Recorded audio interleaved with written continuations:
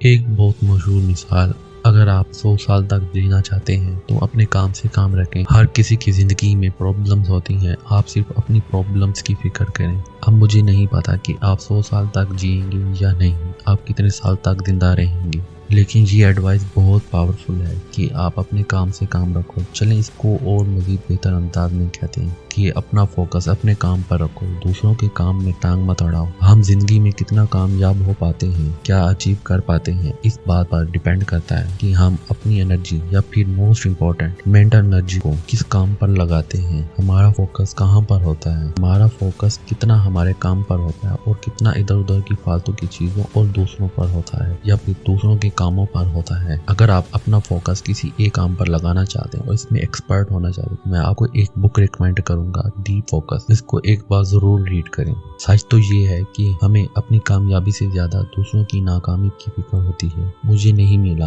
हमें इस बात का गम नहीं होता, हमें गम इस बात का होता है कि दूसरे को कैसे मिल गया। एक स्टडी के मुताबिक 80% से ज्यादा लोगों की खुश ना रहने की वजह उनकी अपनी नाकामी नहीं बल्कि दूसरों की कामयाबी होती है। इसलिए अगर आप इस असूल पर अमल कर लोगे और सोच लोगे कि मुझे अपने काम से काम रखना है, तो इस तरह आप अपने काम पर ज्यादा फोकस कर पाएंगे और अपनी जिंदगी में कामयाब हो जाएंगे। Focus on your work.